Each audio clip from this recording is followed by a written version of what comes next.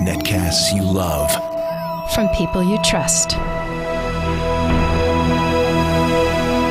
This is Twit. Bandwidth for Framerate is provided by CacheFly at CacheFly.com.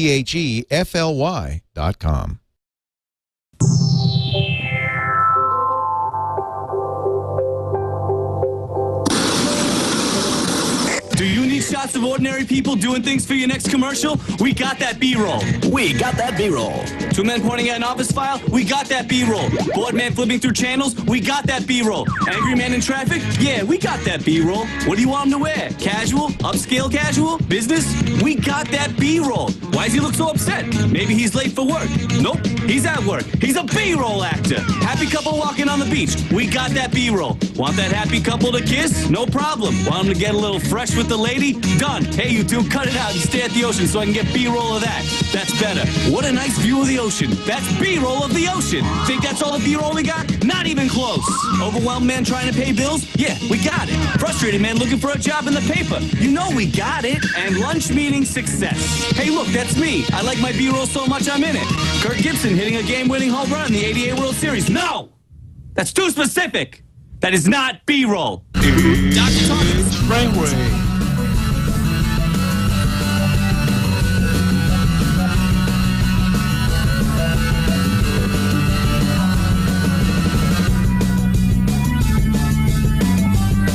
It is a space opera. It is the Grand Canyon on Mars full of molten lava and hot women. It is the first episode of Framerate with Tom Merritt and Brian Brushwood. Oh my gosh, Tom, I can't believe that we had this idea 3 whole hours ago. And here we are with our first episode ever of Framerate, an epic space odyssey where we go around the universe rating the frames one at a time. That frame was awesome. That one right there. That just I give it on a scale from E to pi, it's like 3.2. I'd like to eat a pie right now.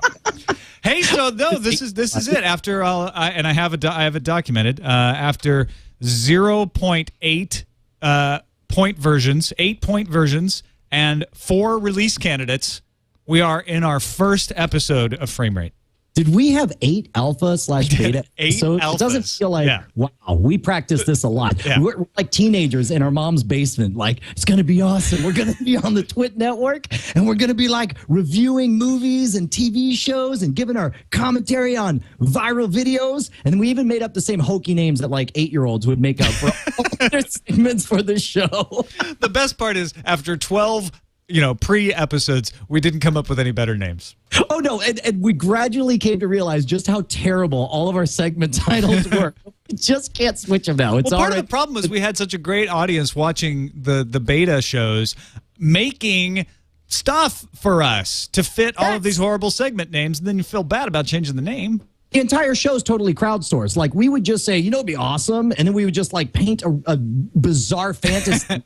Then the next day it would show up in our email box. So you'll see all that. A shark riding a unicorn across a 1950s Grammys opening with the Mormon Tabernacle Choir in the background singing Led Zeppelin. See, I don't think you realize what power you're wielding. I know. I can't wait to see that one. Before this episode's even over, that Photoshop's going to be in our email box at, what is it, framerateshow@gmail.com? Yes, it is, framerateshow@gmail.com. That is correct. Let's start with the smallest, most insignificant story. Little thing. I see a new segment for those who watch the beta, The Big Story. Because there really is. There's just one thing that you want to talk about all freaking week long. And this week, I don't know about for you, but for me, it's definitely The Walking Dead. You and I are both tremendous fans of the original Image comics. By the way, are you all the way caught up? You've read all. You know what? I just bought the October issue last night on Comixology, and so I am caught up to the limit, what has been written and published. So did you enjoy that moment? And we'll go a little bit off topic here, but just real quick, for anyone who reads the comic book, issue 75, when it suddenly goes full color, was one of the best comic book experiences I've ever had. Yeah. No, that was freaking awesome. One thing I noticed about Comixology is the digital version does not usually give you the letters. So for that issue, they had to, otherwise it wouldn't have worked. Yes. I think the Image app does give you the letters. Oh, really? Maybe the ORLY. from Comixology. But certainly, I've really enjoyed it. It's one of the few things where the iPad experience is superior, I think, to actually holding a physical comic book. But the Walking Dead, obviously, huge premiere. Big Yes. deal. A little bit of a big deal. Not only that, but like not just a big deal. Okay, you and I, we thought, oh, big deal because we like the graphic novel and they're making it into a TV show and looks like they're doing it well, right? Okay, it could start and end there and we'd be excited. But it was one of the biggest rated premieres ever on cable television. Yes. It just knocked everything else out of the park. They actually, in their recent press release that they just sent out, and I'm trying to get the specifics in front of me, but they were saying that it's the highest, they say it's the highest rated basic cable program in the history of television for, I think it was 18 to 49 demographic. Yeah, they nailed the 18 to 49 demographic. Which, if you think about it, it's one of those things. AMC, they're geniuses. They're Like wizards. a shovel through the brain. Exactly, like the boys get the guts and the zombies and the sci-fi, and the ladies get the feelings and the Rick Grimes looks dreamy. Is it exactly? And it's like, well, I don't know. Is it adultery? He's supposed they think he's dead, but what must she be feeling? It's like it's the same thing that the Wizards at Lost got. They got that formula that gets both sides of the equation. My wife Eileen is watching it with me. She's never touched the comic book, so we're getting both sides. And I've told her, and she's mentioned this on her show, Bike Club, which is all about vampire shows. For me, it's like how I hear her talk about True Blood because she's read all the Sookie Stackhouse novels. So she's watching True Blood going, oh, that's interesting. Oh, they changed that. Oh, I wonder how they're going to go here, right? And I'm just watching it, never having read the novels, going like, hey, it's all new to me, and this is pretty cool. Same thing is happening. She's looking at it. She's asking me questions like, where's that going? And she's like, I hate his partner. I hate that guy. You know, and so it's like, and I'm sitting there going like, yeah, well, anyway, not going to spoil anything for you, but who's Merle? Who's Merle? Where'd he come from? Tell me if you noticed, and that's one of the things that's great, that the show has a lot of leeway because it's very clear that they're being true to the voice of the Walking Dead comic book without necessarily being true to the specifics of exactly what happened and not necessarily true to the chronology as well. Do you find yourself watching it? I had the vague feeling that while they kept to the big events of the first few episodes of the comic book, it felt like they were kind of veering off into a lot of places that was borrowing themes and elements that don't come in until like issue 60 or 70, like way down the road. Did you pick up on that? Oh, definitely. In the second episode, more so than the first, there's a lot of the stuff that happens on top of the building that seems like you didn't really get to until the prison in the book. Right, but they're starting to pull a lot. Yeah, they're starting to pull a lot of that stuff together early. And I don't know if that means that they're accelerating things or if it's just that they're kind of picking and choosing some stuff and weaving a pattern. Because what I can tell from True Blood is they stay generally within the pace of the novels, but they will pull things from up in front and put them earlier. They will delay things. They will add new elements that didn't exist. And for me, watching The Walking Dead, I like that because if it was just the graphic novel put to video, that would be interesting, but I would know exactly what was going to happen at every moment. This adds a little bit more suspense to it. One of the biggest changes that you definitely see is that the TV show is much less centered on Rick Grimes. You get, and in fact, it tells elements of the story out of order. You see his wife and Shane at the camp because that's a surprise in the comic. When you get to like the third or fourth issue. Well, yeah, because it's the first issue that Glenn, who's my favorite by the way, Glenn saves him and takes him to the camp. There's none of this stuff that the entire second episode is almost cut from whole cloth. They take some stuff from the future and kind of stick it in this element before he gets to the camp. So here's something interesting, and I don't know if it speaks about the way I watch television on meta level, because I can't divorce myself from the experience of, I get caught up in the story, but then also I get caught up in the, how did that get past the approval process? Why are they allowed to do that choice? And the fact to have Michael Rooker, who's a universal badass, he was nice enough to join us on the NSFW show, to have him play such a hard case, but also an unabashed racist in there, and they didn't sugarcoat it, and it was ugly to watch, and it created this visceral reaction. I'm speaking specifically about the language that racists tend to use. It really sets you on edge, and I thought that was a very bold choice that I was really excited to see. That lets me know that the show, I think, has big gonads, not only for the blood and guts, which I think we're accustomed to, but some of the cultural things that we're going to see happen. And that whole thing, that Rooker's character, he's cut from whole cloth. He's not part of the graphic novel. Right. They just created him to bring up that issue in a different way, but it fits. I kind of found myself sitting there, and I think Eileen will testify to this, going like, I didn't think Merle came in until later. Wait a minute, who's Merle? And then I realized, like, there's no Merle. He's just made up. Justin postulated, and maybe it's just because, you know, we are in touch with Michael Rooker, so we want him to have success. But Justin said, how great would it be if he came back and filled the role of the governor later on, or since that kind of thing. Well, I got that feeling that they are leaving him to make a return. Oh, yeah. I mean, that's pretty obvious. Yes, I think it's definitely obvious. Whether it happens sooner or later, that's the question. That's the one thing about that scene. If you haven't, I apologize to anyone who hasn't watched Walking Dead. First of all, it's your own dang fault, because you should be watching The Walking Dead. You should have seen everything so far, and you should have read the comic books. But I was minded seeing a little more self-agonizing on the decision to of spoiler alert, what they decide to do to handle the Merle situation. You know, I would have liked to see a little more debate internally, but then again, he just, you know, was a very bad man just then. It's interesting. The pacing, especially in the first episode, is very slow. Yes. You could almost expect that this would be a draggy show, but it's not at all. Did you notice that in the first episode of the Walking Dead TV show, there is a 30-minute stretch before there's even one note of background music? The entire time from when Rick wakes up until he walks all the way and gets out of the hospital. It's a very, very bad hotel. Yeah, it's a really awful hotel. First, they barricaded him in. That's right. Then they took his pants, apparently, because in the comic book, this bothered me a tiny bit. I talked about this on Current Geek. In the comic book, first thing he does, sensibly, is grab his pants before he runs out into the hospital. But in the show, they just have him running around in his gown. And look, they know where the money's at, and the money's not in people wearing pants. Come on, Tom. If you know anything about television, is you know that you don't put pants on people when you want to make money. If Rick Grimes is your kind of guy, you're going to like episode 1. All right, so what else? Do we have any other big stories? Well, The Walking Dead is renewed for a second season. We should mention that. We failed to mention that. It's already been such a hit. We just got a chance to gush.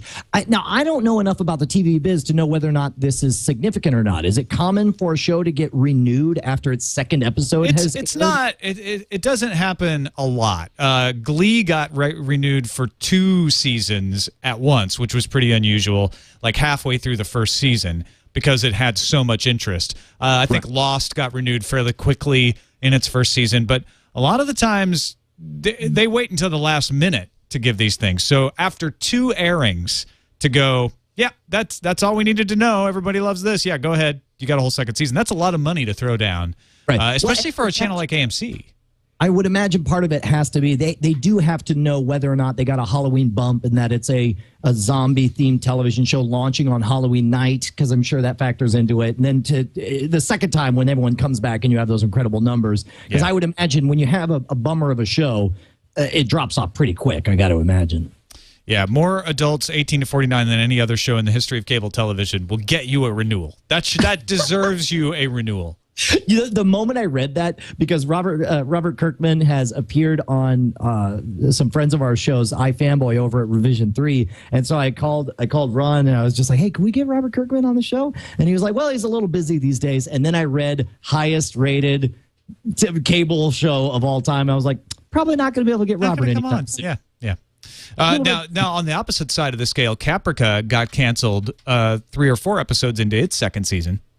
Now so you get canceled really fast. You don't usually get renewed fast, but you can get canceled really fast.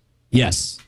Well, and Caprica, I feel vindicated now, because it was like I was slow to. This is why I'm so cautious. This is why, and I have the same problem with movies. It's like I'm so busy now that I don't want to invest myself if I run the risk of having invested it for nothing. Like I started watching Deadwood after launch. I'll probably catch a lot of flack for this, but I got like 8 episodes into the first season, loved every second of it. I was like, I cannot wait to continue this story. And then I heard it got canceled. Now, granted, there was a whole season and a half left for me to watch, but all of a sudden I was like, what's the point? What's the point? Depending on how you count it, it's actually season 1.5 of Caprica because they take such long breaks, it's sometimes hard to tell, but they haven't done an official full season. So Caprica's only going to last for 1 season. It's worth watching. The second half of this season, this new series, was so much better that I was like, oh, this is really getting good now. And then, are you knowing that it's canceled, knowing that it's never going to go anywhere, are you just going to encounter rage? Because I went through a bit of that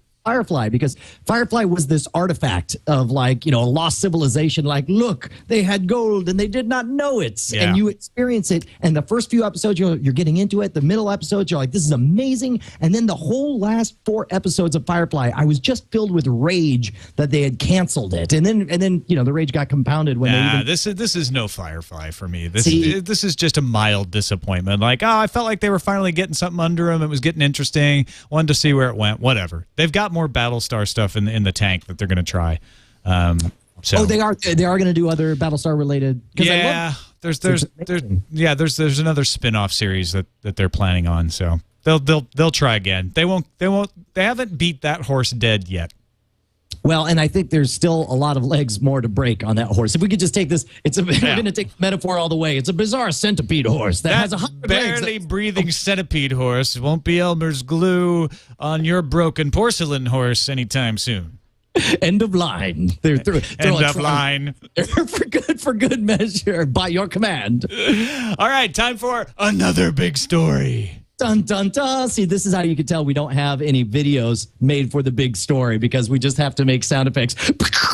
We have big story and another big story. Yeah, that's right. They're 2 separate segments. Some people get confused. They think they're 2 parts of the same opening. Not so, sir. It's two separate segments. Christopher Nolan says, no, I will not make The Dark Knight Rises in 3D. It doesn't belong in 3D. I don't imagine it in 3D. It will not be in 3D. He says, quote, there's an intimacy at times with spatial illusion of the 3D effect, and we didn't want to lose scale. Our ambitions for the 3rd movie is to complete a story that has begun. This is not starting over, not rebooting. We're looking to do something technologically that's never been done before. Our ambitions are to make a great movie. The implication being that 3D would not allow them to do that.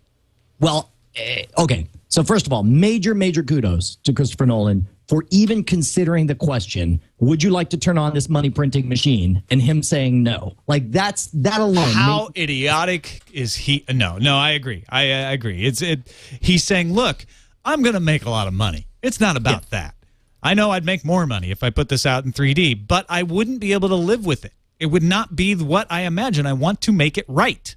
Well, and Christopher Nolan is the type of guy who cares. It is about the movie with him for certain. But here's the thing, and there's 2 separate things we could talk about. One of them is I love and hate 3D. I love 3D for projects that are built to live in the 3D world. It is right that Avatar was made in 3D, and the sequels should be made in 3D. And nobody should bother to watch Avatar in any way except for 3D unless you don't have that option, right? That is a project from the beginning that was built for that world and would be right. But we've seen so much crap retrofitted. Movies where a comedy cartoon, a comedy-based cartoon, there's no reason you should bother to watch it in 3D. Now, obviously, the cost, it doesn't matter. You press render for 3D is cost virtually the same as pressing render. You're talking like a Toy Story 2, something like that? It should not be made 3D?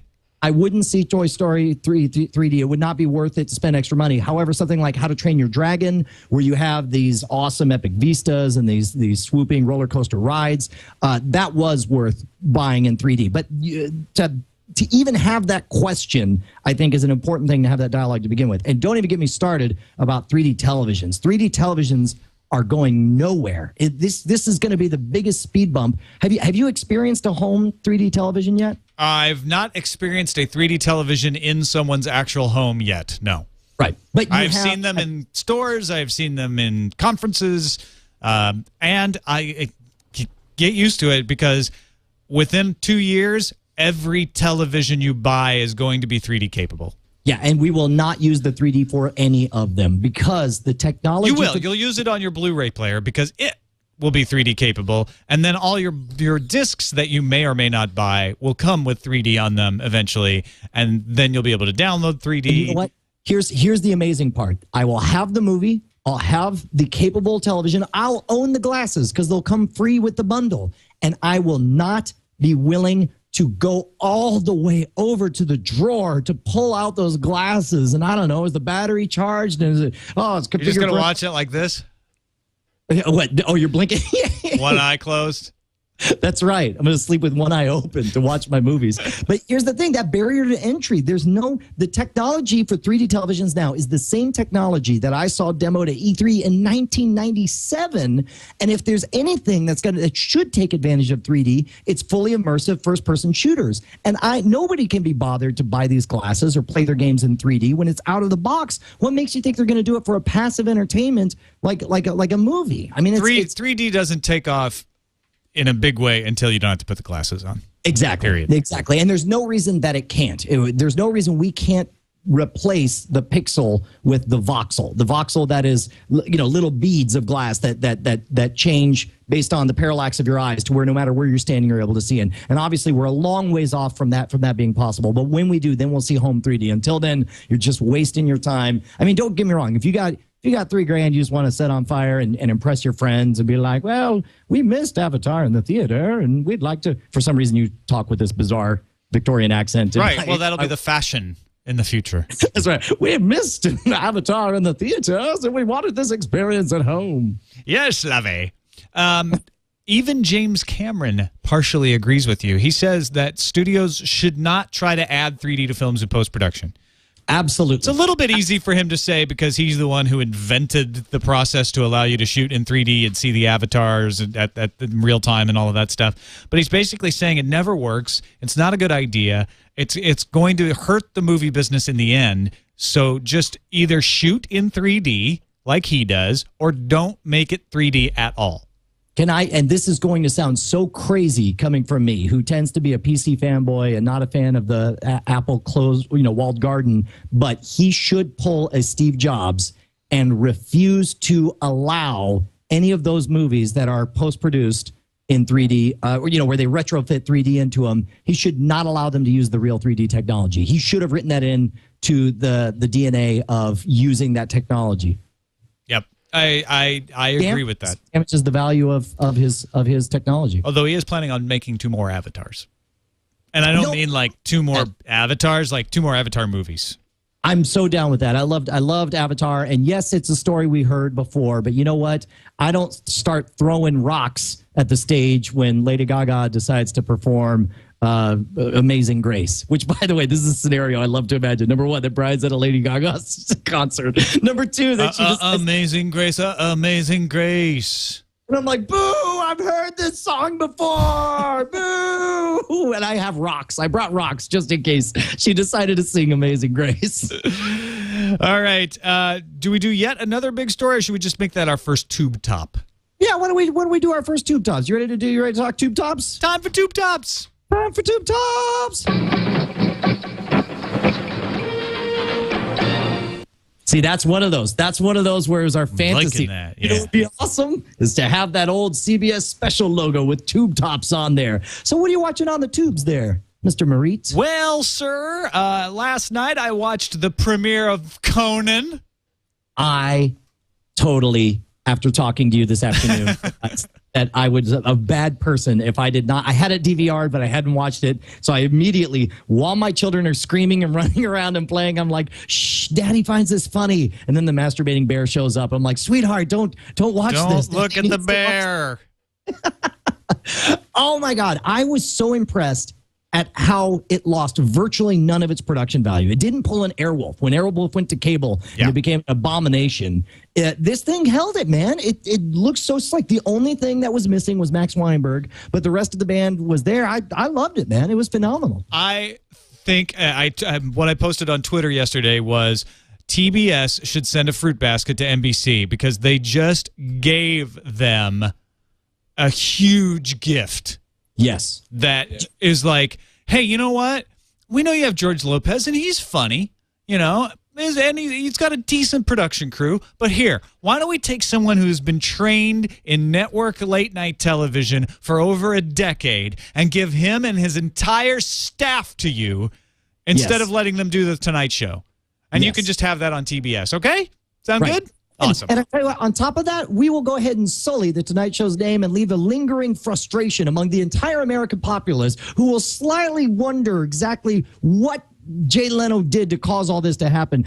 Here's the amazing part with this, and it's almost as though, tell me if you get this vibe. I get the vibe that it's almost as though the internet just got its first own late night talk show. Yeah, a little bit. And it was funny because I don't think Conan really is that guy.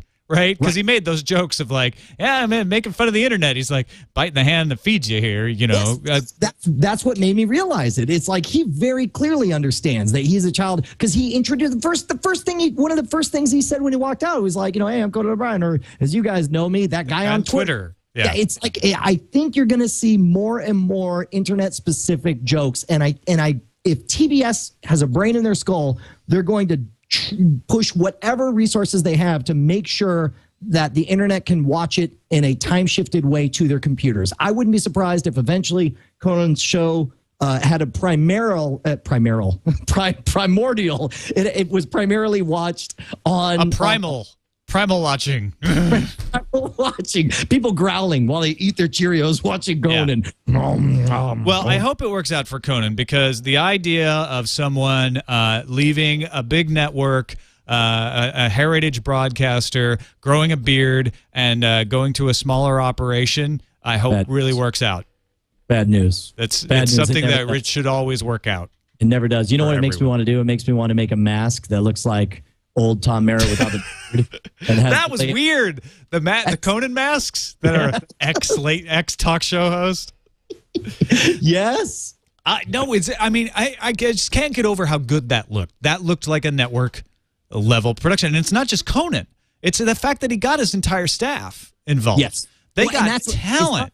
It looked like a network show. It was funny like a network show. It was head and shoulders above everything else that I would have expected from TBS. I was very, very excited about it. But then again, I'm not going to lie. On the flip side, if I can turn it around a bit, I thought the same thing about his taking over the Tonight Show. When I watched on Hulu his first Tonight Show episode, I was like, this is a celebration of everything I find awesome in comedy. And I was so excited to see it happen. And to me, it was obvious that it was all just going to be gumdrops and roses for the rest of our days, but instead it didn't turn out that way. So it'll be interesting to see what happens after the euphoria wears off and to see where this fits into the ecosystem. Now, in our previous betas and release candidates of the show, you weren't having a lot of time to watch stuff back in October because you were on the road doing shows. Have you started to watch things again? Have you slipped back into your comfortable couch? Dude, I'm like a man who just stepped out of a wheelchair, and I'm like, I can waste time. I can watch TV shows. In fact, you remember we set up the Great The Wire Challenge. Yes, the Great The Wire Experiment. And you got to realize the vast majority of people watching this have never heard of me anyway. I've never heard of the show before now, so we should bring them up to speed. Yes, absolutely. For years about how good The Wire was, and neither of us had watched it. And in fact, I tried to watch it, got 2 or 3 episodes in. I was like, what the hell am I looking at? And I just quit. And we decided to try the Great The Wire Experiment, where we would plow through and watch the entire episode. And how quick did you get hooked on it? Because I got hooked on it really fast. I got in the habit almost immediately, and then I'd say it was a slow burn from there. Like I was ready to watch the next episode, and then about halfway through that first season, that's when I had to watch the next episode. I couldn't wait to watch the next episode. That's when you threw off the curve, because you took like a full month and a half to finally start the whole process, and I was plowing through it, but then you just ate them all at once. And in fact, I'm now in the home stretch now. I've got 5 episodes left, and it is one of the most amazing television experiences I've ever had, partly because I've never had a show that I started off disliking so much and ended up loving so much, so passionately, where I cared about the characters and I wanted to know what happened next. But most importantly, very rarely have I had a television experience like this that has shaped my worldview to where now, anytime I deal with any bureaucracy, anytime I wonder why things don't get better politically, it is obvious to me because I've had that experience firsthand through the characters in The Wire. Go ahead. The people who wrote The Wire certainly didn't live this experience, but they researched it by going to the people who did live it and talking to them and observing them and pulling as much information. This is a great television adaptation of reportage. So is it accurate and true? Not in the strictest sense. Is it going to miss some things if you really lived that life? Most definitely. But is it the closest thing to experiencing it that you're going to get without moving in to the west side of Baltimore? Yeah. Yes. Absolutely. And specifically, what really resonated with me is I think it's the fact that the same things that made it hard for me to get into are the things that made me love it so passionately later on. Early on, because the characters were so realistic people don't make these life or death decisions while the music is playing at a crescendo in the background and you have to know how many bullets are in the chamber. Or life and death decisions, or the real life decisions, are much more political, and they're much more short term, and they're much more selfish, which is how you see them all portrayed in The Wire. So I wonder if there's anyone else like me out there who tried The Wire but hated it, and if that person's out there, if he'd be willing to take up the Great The Wire challenge. The Great The Wire experiment continues in you. FrameRateShow@gmail.com if you're that guy, by the way. I know there's some cheap criticism going on in the chat room of like, it's just TV, okay? Gosh, it's not the real thing. And I was trying to head off that criticism because I'm saying it's not that I'm saying it's like living the real thing, but as close as fiction can get to giving you a real sense of how it operates, this does. That doesn't mean it's 100%, but I'd say it's 70 to 80.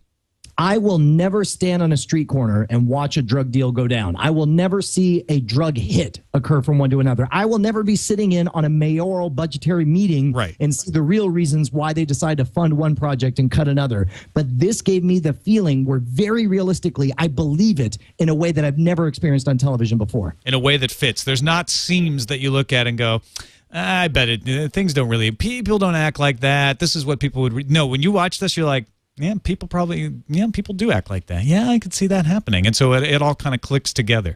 Again, that doesn't mean it's the gospel truth. Yes. But it's impressive in that sense of trying to respect the reality while making it entertaining, while keeping your interest and pulling you along. It's not dead dirt dry because you know what the real crackheads do is they fall asleep for an hour. And so that's what we're going to show. Well, and that's what they do is they give characters situations that allow them to progress and find a new situation. For example, there's one character who's a cop, and he's not a very good cop, and he runs into trouble so that he gets fired. So his story ends as a cop, but then he shows up in another season as a teacher because the cop's got to go somewhere, so they might as well have that teacher be the one that shows up. And so it's a guy who's new, and he learns the frustrations and the perils of the public school education system. Yep. I love it. I'm glad I watched it. I actually started reading the book about the making of it to kind of discover, like, okay, how much of this is really based in true? Which of these stories did they pull from real life? How did they weave them all together? And a lot of these guys are based on actual characters in Baltimore. These are people who they talked to. They used a lot of writers who covered daily news for the Baltimore Sun. So these are folks who are out there talking to people. So you know that season where they talk about how the newspaper runs, that's probably the most accurate of all of those seasons. Apparently, there's a follow-up question here because I'm watching the chat room right now, and they're exploding talking about Treem, which is, I guess, created by the same people who did The Wire. Do you know anything about Treem? I believe it is pronounced Treme. Right, Treme? Right, that's what I said. Yeah. I said Treme. Yeah. I believe that there was a statement in the chat room that if they said it enough in the chat room that we would then talk about it. So I refuse to talk about it. This is the new CNN. Can you imagine, you know, like Bernard Char, like this just in from the chat room. Apparently it's pronounced. No, y'all are right. Treme was started by the same director. He has unfortunately passed away, but the staff continues on. It's set in New Orleans. Bunk is in it, apparently. Not as Bunk, but the character who played Bunk, or the actor who played Bunk. I have not watched it, so I can't say anything about it. It's still coming on. There's another season supposed to be coming soon. So when they run another marathon, because there's no other way legally to watch Treme at this point. So when they run another marathon on HBO, I'll probably catch up on that. All right. So I guess between The Walking Dead, The Wire, the only other thing I'm watching is Always Sunny in Philadelphia, and I'm sort of saving those like sweet candy because I don't even know if the season's already over with, but I'm watching everything time shifted. I don't watch anything live ever. As far as I can't remember the last time I've actually shown up at a certain time to tune in. We watched Conan live last night because it was, kind of an event. We used to watch Lost live. Yeah. But I don't think we watch anything. But even then, you would start anymore. Lost like 20 minutes late. Yeah, so we would do that thing where we pause it. At certain episodes we wouldn't. Certain episodes were like, no, we must have it as it comes out of the television into our mind, and we take the commercial breaks to talk and go like, what happened there? Well, okay, what does this mean? But then there were some episodes that were less important where we'd just be like, yeah, we'll just pause it for 20 minutes. Yeah, isn't it ironic that right now as we do this, everybody who's watching in the chat room is making the effort to show up live, to watch us live. Yeah, what a bunch of, thank you. They're exactly the type to agree with us that they probably watch most of their content time shifted and after the fact. Yes. That's a very ironic. Well, is it ironic? No. Yeah, it's right. It's ironic because it folds back on itself, right? Sure. That's what Iron does. I'm also watching I always watch the sci-fi shows. The Stargate universe is really good this season. Much improved. Really? Yeah. What? You could probably jump into this season and be fine and not have to suffer through the first season. So you're saying not only is it holding its own right now, but it's worth not even bothering with the first season. Just start watching right now. Just start watching now because the stories are better, the characters are developed, it's much more interesting, and I'm sure there's 2 or 3 episodes that you probably ought to watch, but you can get the backstory pretty easily. Right. They all ended up going through a Stargate and getting stuck on a ship that's in another galaxy, and they can't get home. Right. How Voyager of them. The Sanctuary with Amanda Tapping, still as good as it's ever been. If you liked that show, it's still good. They brought in some new cast members and shook some stuff up, but it's mostly good. I'm watching The Event on NBC, and I really liked it the first few episodes, but the last couple, and I didn't watch it last night. I haven't caught up yet. Last couple episodes were starting to lose me, though. I felt like they answered too many questions, and now I don't have a reason to watch. I'm like... Well, and that's the quickest and easiest way to suck people in is with big questions. And we've talked about this before. That's the reason the original Star Wars trilogy is so much better than the prequels, because the original Star Wars trilogy was about questions. What are the Clone Wars? Who's this Yoda guy? What's, whatever happened to Luke's father or whatever. Yeah. And the prequels were all about answers, and answers are very, very boring. And so there's a balance where I think the event was probably trying to correct for what Heroes did, where they did very good about asking interesting questions, but it was too many questions. You just got annoyed. You just threw up your hands and you walked out. Likewise, whereas Lost had that great balance where you got the answer to questions, but the moment you got the answer to one question, you didn't really care because you already had a more interesting question beneath that one. Yeah. You know what? I don't find myself like waiting to watch The Event. I tried to watch J.J. Abrams' Undercovers, which has been canceled. Same thing. I just never found myself. I've got 2 of them still sitting on the DVR. I don't know if I'll ever watch them. The only 2 shows that I get excited to watch are Stargate Universe and Fringe. Oh, you know what's funny is I was going to make the joke frame rate, and when you said I was like, shut up. Are you going to say in frame rate? Stargate Universe and frame rate. No, I'm really loving Fringe. They're hitting on all cylinders as well. I hear great things about Fringe. I think that may have to be my next on purpose. Actually, I take that back. I think I'm hearing enough buzz about Sons of Anarchy that's going to be my next whole library consumption. What's the deal with Sons of Anarchy? It's just supposed to be amazing. It's supposed to be really compelling characters. If you like Breaking Bad, if you like drama with agonizing decisions, if you like interesting characters, and apparently it's well shot, well directed. You have Ron Perlman, you've got Katie Seagal. It's supposed to be an amazing show. And I wonder if you and I are different this way in that I just full on don't think I want to watch television shows anyway, except for all at once. I just want to sit and suck them all up like one giant story. And if they're, what do they call them? A procedural? That's where it's 30 minutes. Each one's an isolated story. Is that what the story is? Something like that. Yeah, sure. Yeah, like that's why for as much as everyone, all the geeks are like, oh man, I love Big Bang Theory. To me, I'm just like, it's not. Look, unless somebody dies this season, I don't think I'm gonna. I don't think I'm gonna watch this. I've been watching Shit My Dad Says with William Shatner, and just as a break from stuff. There's no story arc there. It's like a 90s sitcom, but it's just candy. And watching Shatner do his thing's kind of funny. But that's the only one of those procedural shows that I watch. And you could qualify it that way because you're watching it to watch Shatner or whatever. But in my opinion, the best of all of those is a meta hit. The best that would ever have been was That's My Bush, where they were intentionally trying to mock the conventions of sitcoms, and I loved that. But I don't know if we'll ever get that back. You got any more things you're watching before? I got a couple of DVDs I want to mention before we move on to film. No, please do. I'm only just now getting caught up. I'm being reacclimated to the normal world of video screens. the normal, real world of not leaving your house. I was out there having real adventures and experiences, and I'm ashamed of myself. Yes, you should be. Age. So the IT crowd, as it is also called, from England, has been released on DVD, and the box set has no region code. See, I had it when I read this story. I was just like, "Oh yeah, region codes. Yeah, how retro."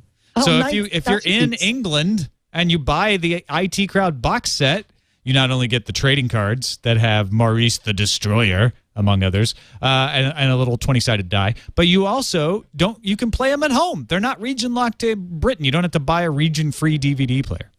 I am a big fan of paying people for the content they create, but I'm not going to lie. I don't know that I've had to pay attention at all to anything in regards to region codes. I think, honestly, and I haven't watched the IT crowd yet, so I need to get into it, but I think, honestly, if it was a problem and it was region locked, I would have just bought it on Amazon, and before I even bought it, I might have found it somewhere and and watched it and felt good that I at least I paid for them to get their thing.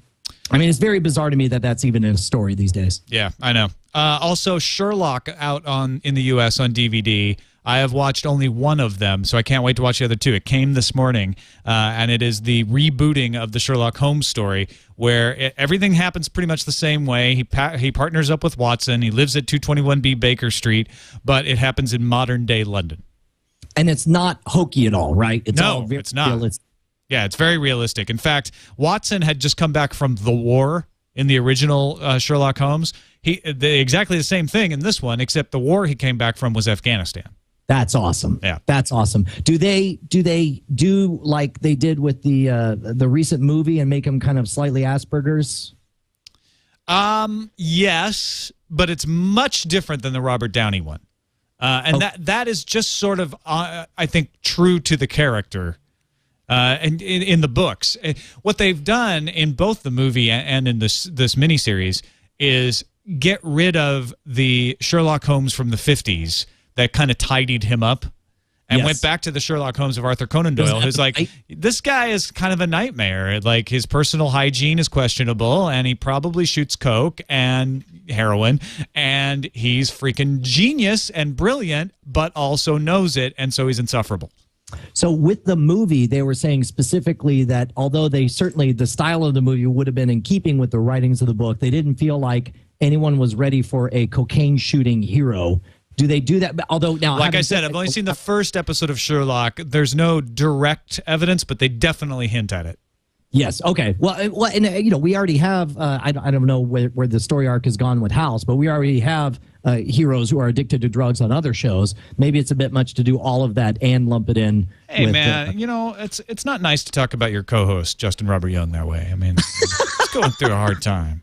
Hang on, hold on. He's my other co-host. Look, I'm here in this relationship. I feel like a polygamist. You must be like a major polygamist, running around with all your alpha families, like you're some Robert A. Heinlein science fiction family. It's the moon, man. We have multi-families.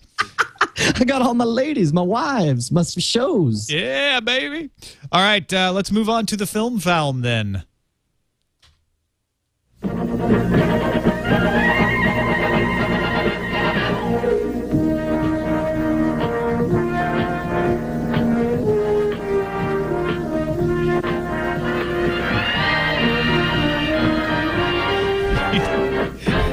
to shorten this. Well, you know what's funny? Is while we're chatting at one point, Jason texts me in the chat room. He's just like, hey, man, are you going to play the interstitials or am I? Because we both played them at the same time. I'm like, you do it. But then I was too busy talking and I couldn't say, oh, by the way, they're really long. You got to come in the middle of them so you don't play the whole thing. That's okay. This is the first episode. We'll get there. That is a big introduction to Film Found. Did you see any movies this week, Brian? No. Yeah, me either. Okay, thank you for watching Film. I rewatched Avatar this weekend. Did you really? Yeah, it was on HBO, and on Saturday it was raining, or Sunday. Sunday it was raining, and I just kind of like, I'll just gonna watch a movie, whatever's on. Roll the dice. Avatar was starting, and so I watched it. See, this is how I know I'm old, because when I was a kid, I remember it was like 8 geological eras between a movie coming out and it actually showing up on HBO. And now it's like, I'm like, but I just saw Avatar the other day, a year ago. I didn't watch it in 3D, though. Yeah. Well, here's what I was surprised with, because I did watch it when it came out to DVD. I did watch it in 2D, and I was surprised at how much of the experience, because you never know. You walk out of Avatar in the theater, and you've got this amazing experience, and it's hard to know how much of your goodwill is attributed to the awesome use of 3D and how much of it is just because of the good storytelling. The story holds up, man. And it's like, I remember how great the 3D experience was, but this is a great postcard to remind me of my trip to Pandora. Yeah. And, I was watching it with half of an eye. I had my iPad out. I was playing around. It was pretty. It was just really pretty to have it up. It's going to be nothing like Skyline, which is coming out this weekend. Tell me about Skyline, because I've seen from the previews. It's always been at a bar, and I'm trying to talk to someone, but my eye jumps up, and I'm just like, that looks really cool. I don't know what, and then I see the word Skyline. That's really all you need to know is that looks really cool, but strange lights descend on the city of Los Angeles, drawing people outside like moths to a flame, where an extraterrestrial force threatens to swallow the entire human population off the face of the earth. Are those bodies? Are those supposed to be bodies being sucked up there? Oh, yeah. Okay, this seems a little silly. The premise, as I understand it, is that they don't care that there are people here. They just need them out of the way so they can use the earth. And they don't expect us to fight back. So it's not like we're kill all humans. It's just like, look, we don't care. It's like the way we are with ants. It's like, look, you don't have to be dead, but you just can't be living here. Yeah, exactly. It's like, ants, get rid of them so we can use this planet. Ants, what are they good for? Absolutely nothing. Say it again. The only good ant's a dead ant. Dead ant. Dead ant.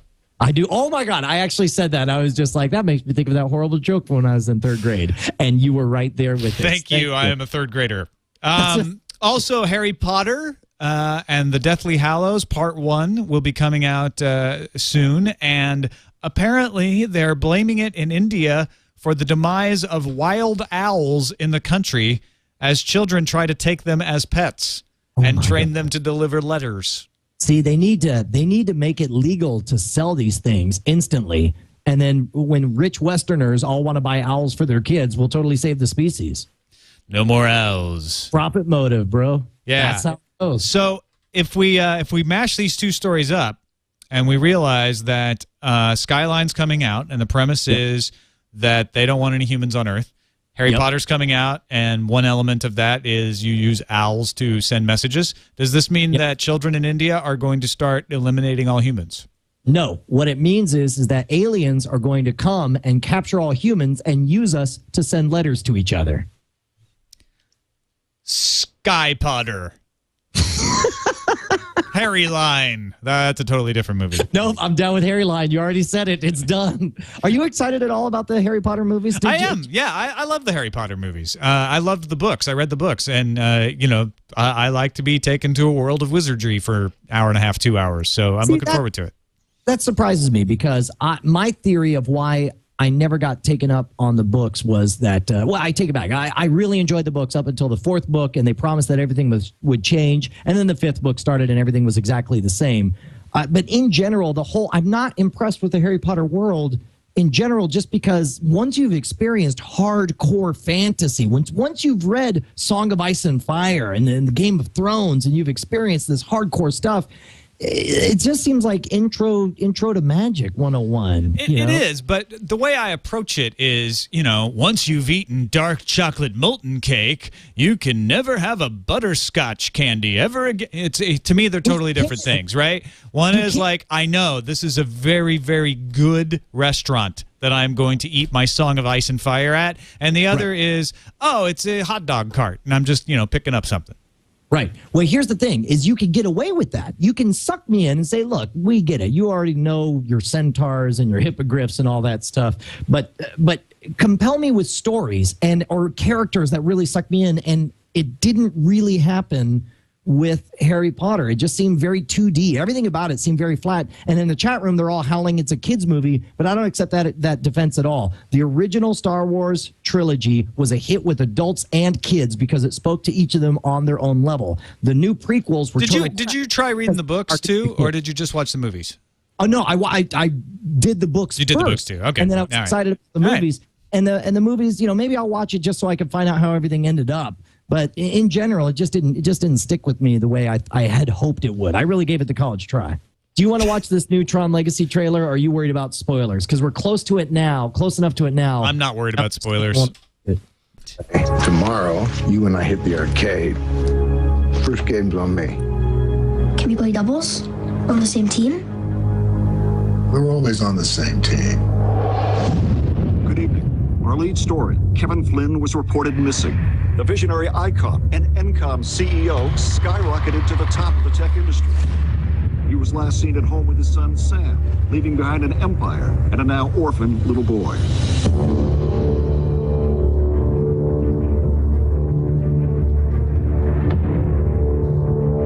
Sam, I was paged last night. Page came from your dad's office at the arcade. Alan, you're acting like I'm gonna find him sitting there working.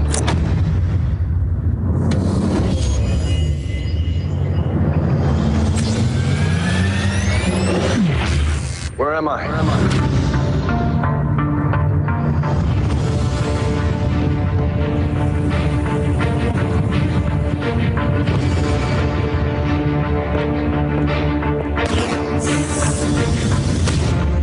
He's different. Your father was the creator. He never thought he'd see you again. Dad. Sam. Long time. You have no idea. The Grid. A place of infinite possibility. It's incredible. More beautiful than I ever dreamed. And more dangerous than I ever imagined. What happened? My creation turned against me. Kevin Flynn! Where are you now? What am I supposed to do? Survive. We have to get you out of here. Out there! It's a new world! Here they come. Out there! Is our destiny.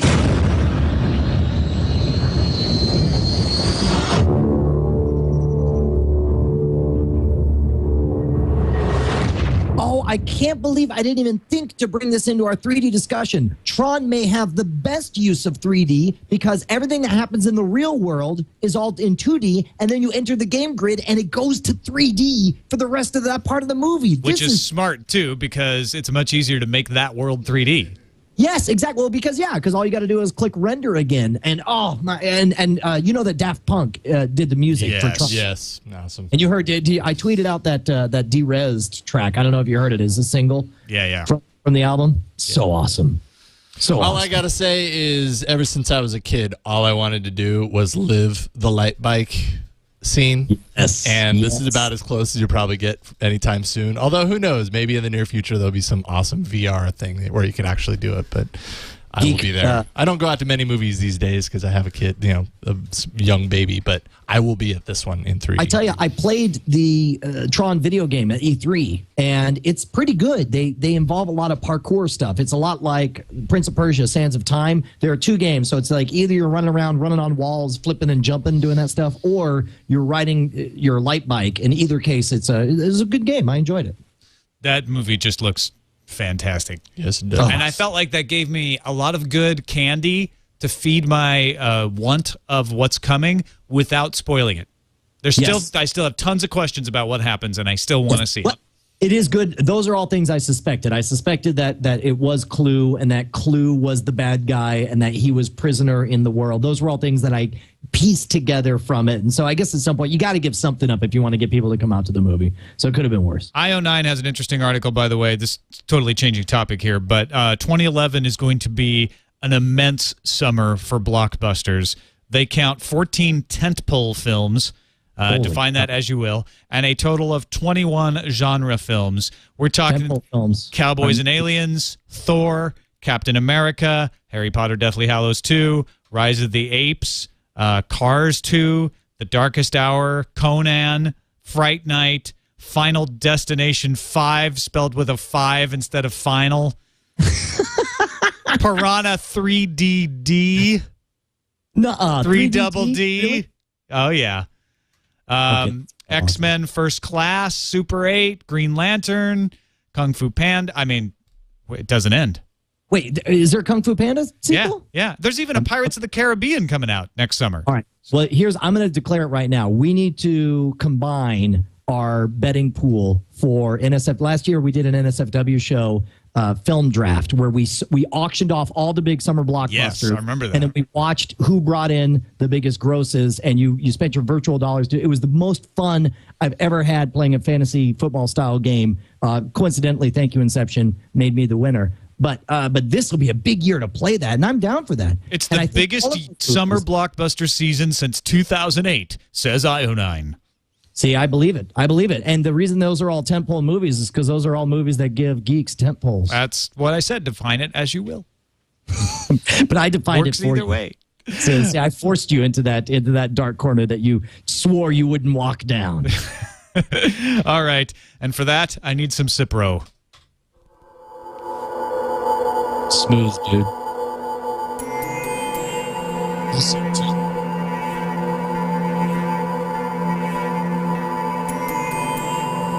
Yes, it is our viral video segment because we play the viral videos, so we purge it from your bloodstream. Well, mainly, I think what we're really doing is just as Cipro, now follow me here, as Cipro is an antibiotic that keeps you from succumbing to the illness, the infection, right? You don't want to miss out on the infection, so we're vaccinating you. We're giving you a little bit of the disease, so when they talk about it at the water cooler, you can be behind it. And the one thing, this came out the day after Frame Rate last week, and I wish it was on our radar because it's genuinely innocuous and hilarious and adorable.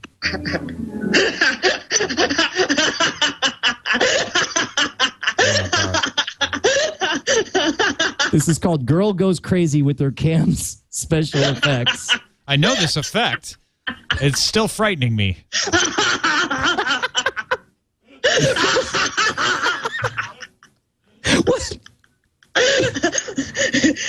What's great about It's this? gonna give me nightmares, man. She's so you can't fake this level of joy. Oh, jeez. She's genuinely having a blast.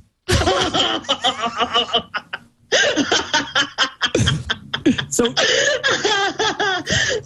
it keeps going like that, and it is worth watching. It's one of those things that you start off and you're like, this is stupid, and then you watch it and then you find yourself smiling. Like, she full on gets tears in her eyes. It's like the Double Complete Rainbow in that it's an emotion that cannot be faked. She's so filled with complete joy, this childlike wonder, experiencing her face all distorted, which for our audio listeners is what's going on. She might need Cipro. Here's what I find the most interesting is that the simultaneous release, now that's already up to 1 million. I'm convinced that's going to be the next double complete rainbow. But the follow-up is also released from the same guy, is the exact same video with the effect removed. And what I love about it is that it becomes just a psychotic woman laughing at herself. Look at this.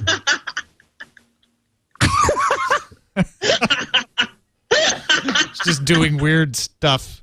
She's just laughing at herself. Yeah, she's much less threatening now. She might bite you, though.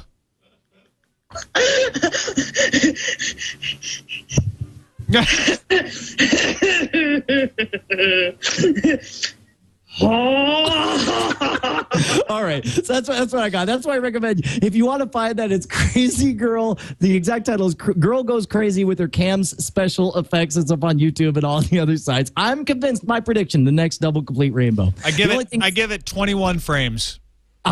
Out of 24. Wow, that's very impressive. You know, I give it, since we're rating on the YouTube scale, I give it 14 out of 15 frames because it seems like every YouTube video seems to run at 15 frames. Okay, yeah, on the YouTube scale, I'd give it about 12 frames, 13 frames, yeah. 12 out of 15. That's not bad. 13, That's yeah, good. yeah. That means it's going to be a huge hit. But keep in mind, if you want to suggest your next double complete rainbow, what do you think is going to be the next huge hit? Hit us up at framerateshow@gmail.com. That's framerateshow@gmail.com. Do not write to us and tell me that Cipro is an antibiotic, not a retroviral, because I know that.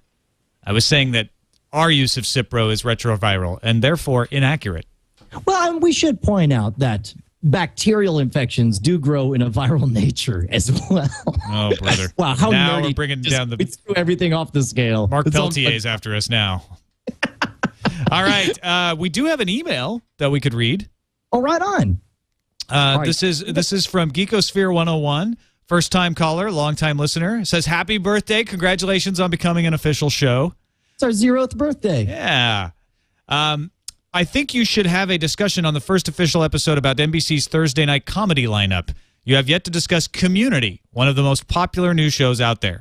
Entering its 2nd season, it is a very good show with a good awareness about the interwebs. All of the main cast members are active Twitterers, solid characters mixed with good writing, providing a ton of laughs. If you have not watched it, you need to give it a shot. Sir, Brian Brushwood, what do you think of Community?